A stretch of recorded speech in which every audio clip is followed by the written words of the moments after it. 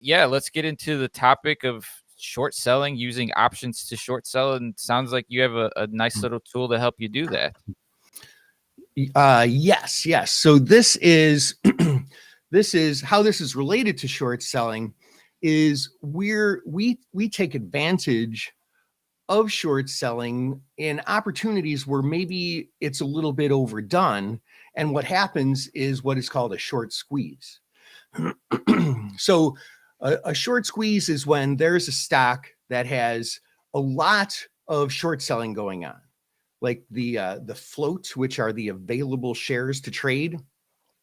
If there's more than, and this is our rules, and if you're taking notes, now's a great time to bust out that pen. If you're driving, just replay this later. But yeah, so our rules are when there's more than 15% of the float being shorted, could be all by one person, could be a few institutions. That's when it's pretty heavily shorted. And sometimes we see it a lot more shorted. And so what can happen then is when the stock starts rising, the professional traders who are short a lot of these shares, like millions and millions of dollars, with investors they have to answer to, they have to go and buy those shares back, right? Like, and this is one of the rules that I love to teach to our student traders. When the trade's going against you, have a risk management plan in place. That's what professional traders do. So when the trade's going against you, you can't just sit and wait and hope that it goes back your way.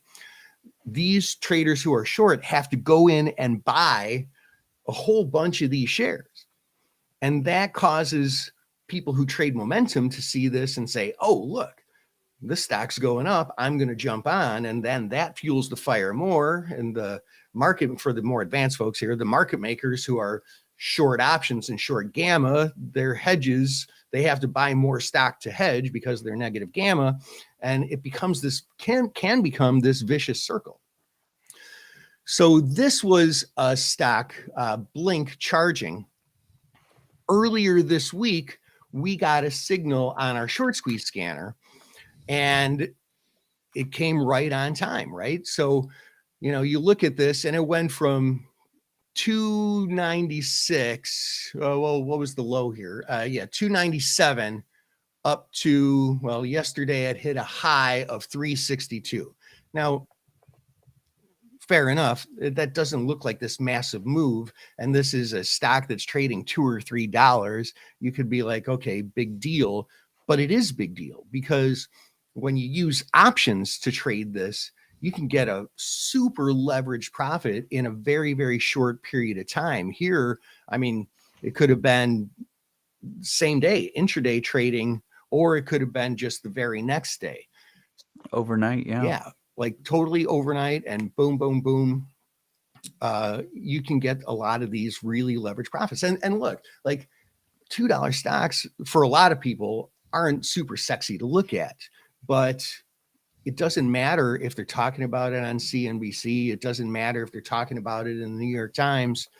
These are opportunities that you wouldn't find if you didn't know to look for them. AJ, what's your experience with the short squeeze? Because I know we've discussed some of the famous ones over the past right? GameStop, the one they're making AMC movies about. Yeah.